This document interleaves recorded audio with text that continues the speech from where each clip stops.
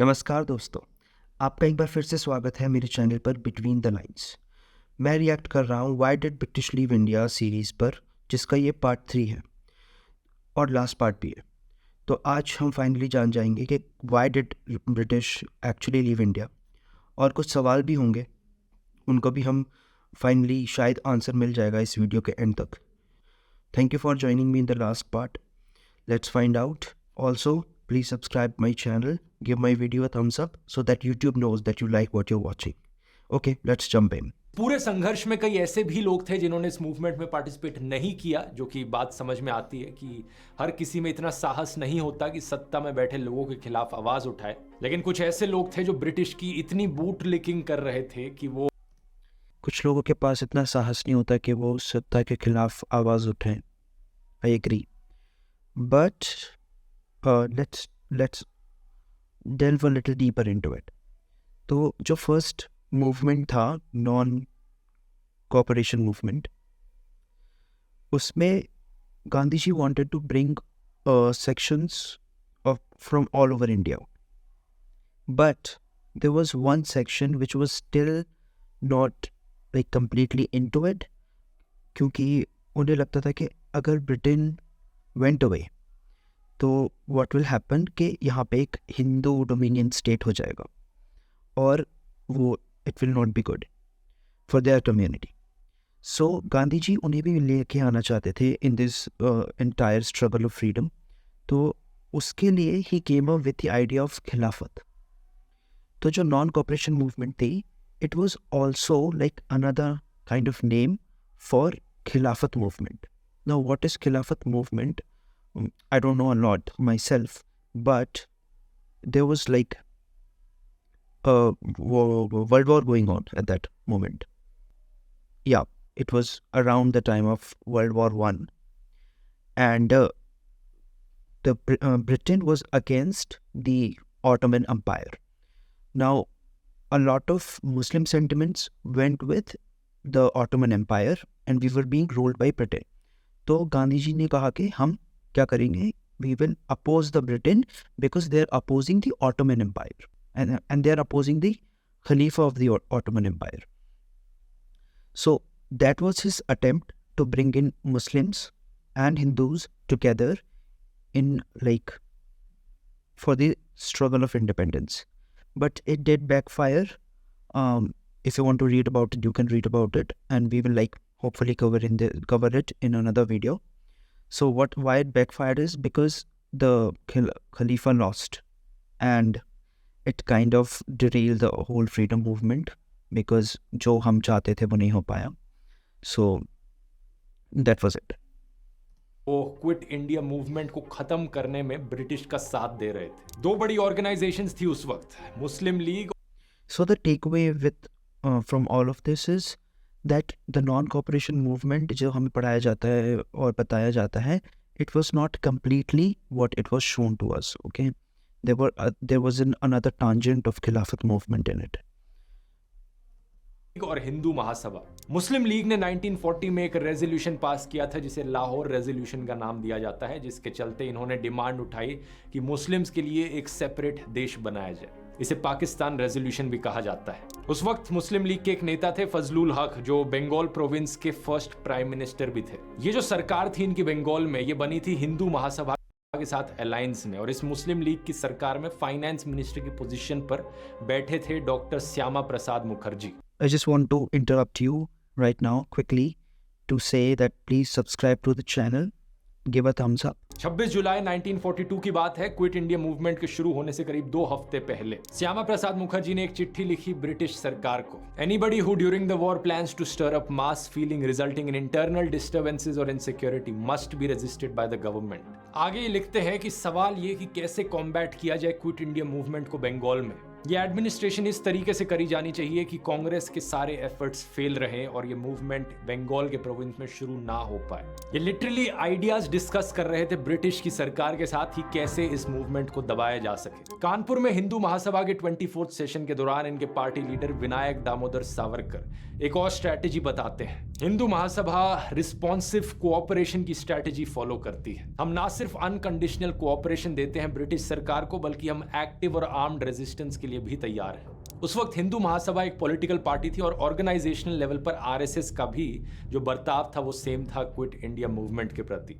इसलिए British intelligence agencies इनके stance को कुछ इस तरीके से डिस्क्राइब करती हैं। संघ ने अपने आप को बड़े ध्यानपूर्वक तरीके से खुद को कानून के दायरे में रखा है और अगस्त 1942 में जो डिस्टर्बेंसेस हुई उसमें पार्टिसिपेट नहीं किया। जहां एक तरफ नेताजी सुभाष चंद्र बोस ने आजाद हिंद फौज को बनाया क्विट इंडिया मूवमेंट के कुछ महीनों बाद, वहीं दूसरी तरफ सावरकर कॉलोनियल सरकार में लाखों इंडियंस को रिक्रूट करने में मदद कर रहा था ब्रिटिश आर्म्ड फोर्सेज में। ये वही इंडियंस जो ब्रिटिश आर्मी में दाखिल होकर सुभाष चंद्र बोस की आजाद हिंद फौज के खिलाफ लड़ते हैं। उस वक्त एक बंदा था नारायण आप्टे नाम से, जो कि ब्रिटिश फौज में शामिल होता है और बाद में चलकर ब्रिटिश रॉयल इंडियन एयरफोर्स के लिए रिक्रूटर भी बनता है। इसे आगे चलकर दोषी पाया गया कि महात्मा गांधी जी के असैसिनेशन में इसका हाथ रहा था। साथ ही में ही नथुराम गोडसे का भाई गोपाल गोडसे भी ब्रिटिश की तरफ से जंग लड़ रहा था। सावरकर ने क्विट इंडिया मूवमेंट के बारे में कुछ और चीजें कही थी कि इस तरीके का गुंडाइज्म ये कोई सिंपैथी नहीं डिजर्व करता। ये एक बहुत बड़ा इंसल्ट था उन फ्रीडम फाइटर्स को जो एक्चुअली में उस वक्त संघर्ष कर रहे थे ब्रिटिश के खिलाफ, और इसलिए ये सुनकर नेताजी सुभाष चंद्र बोस भी चुप नहीं रहे। 14 अगस्त 1942 को बर्लिन में रेडियो के जरिए वो एक संदेश भेजते हैं।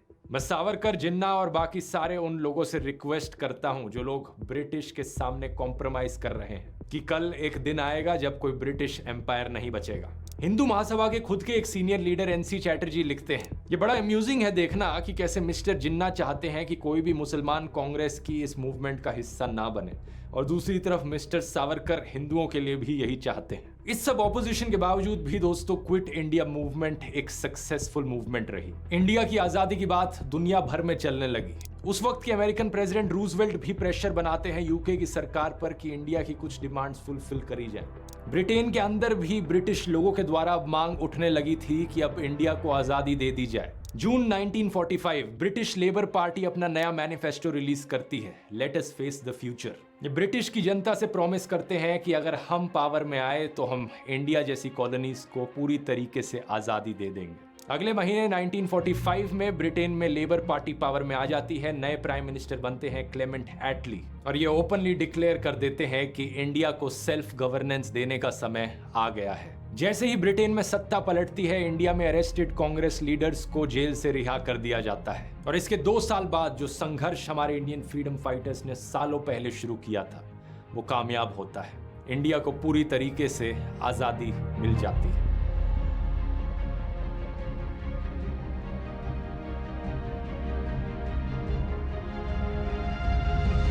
हालांकि 1945 में चीज काफी क्लियर हो चुकी थी कि इंडिया को आजादी मिलनी ही है, लेकिन 1946 में 2 और इंपॉर्टेंट चीजें होती हैं जिसकी वजह से आजादी की इंपॉर्टेंस और बढ़ जाती है। पहला, आईएनए सोल्जर्स का कोर्ट मार्शल, जिन्हें आईएनए ट्रायल्स भी कहा जाता है, और दूसरा रॉयल इंडियन नेवी म्यूटिनी। इनके यही है वो आईएनए ट्रायल्स जिसके बारे में बात कर रहा था। बारे में कभी और डिटेल में बात करते हैं किसी और वीडियो में। वेरी इंटरेस्टिंग वीडियो, काफ़ी सारी नई चीज़ें पता लगी, और ये भी पता चला कि काफ़ी सारी चीज़ें कैसे एक साथ हो रही थी। वहाँ पर सुभाष चंद्र बोस अपनी आज़ाद हिंद फौज खड़ी कर रहे थे, यहाँ पे क्विट इंडिया मूवमेंट चल रहा था, वहाँ पे ब्रिटेन वर्ल्ड वॉर 2 में लड़ाई कर रहा था। लेकिन कुछ सवाल भी पैदा होते हैं, और वो सवाल जहाँ तक मुझे समझ में आया वो ये है, why did Hindu Mahasabha and RSS not join the quit India movement of Congress? क्या ये कुछ आइडियोलॉजिकल रिफ्ट थी between all these organizations, क्योंकि Congress had agreed for the partition, for giving away a huge chunk of the land to Pakistan so that they can form their own country. क्या कांग्रेस की हिंदू मुस्लिम politics की वजह से हिंदू महासभा और RSS के बीच में rift हुई थी?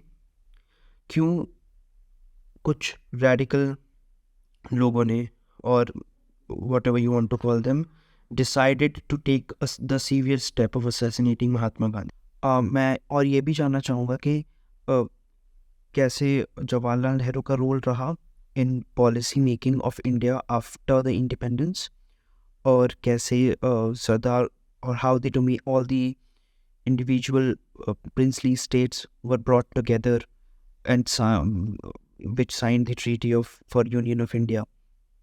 all of those things. Maybe I will hopefully cover it in the coming videos. Or he said कि he will cover why there was a need of partition at all.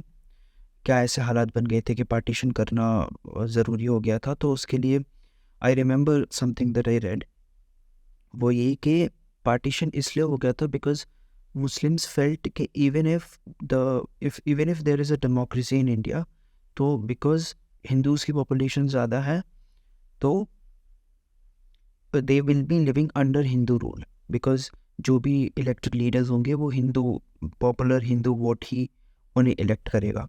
तो एक democracy वाला system they can not adopt. If we talk about, let's say, if there is no democracy or there is meritocracy, like popular vote से नहीं but based on talents, people were selected to rule. So I don't know how that would work, but let's assume we come up with a system जहाँ पे talented लोगों को हम we choose talented people और वो ही लोगों को rule करें. तो उस केस में क्या होगा कि उस केस में भी they were not agreed because they knew कि knowledge wise, culture wise, the Hindus are like much more ahead of Muslims at that time, or whatever. Like, it was their reasoning. I don't know if it's true or not. So even that system is not acceptable.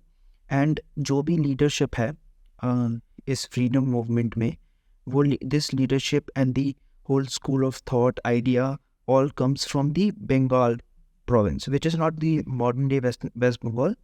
It was like Bengal, some parts of Chhattisgarh or Bihar, and some northeastern part, all of that. So all that school of thought, that ideology that comes from Bengal. And they said कि history में it has never happened that Bengalis have ever held a position of a ruler. So they thought that Bengalis by themselves are not fit to rule. They are just opposing the British because they want power, but they are not fit to rule. अगर उन्हें power मिलेगी तो वो नहीं कर पाएंगे. And they considered it an insult to be ruled by someone other than Muslim. This is what I have read. You can verify it. I will give you the references in the description box.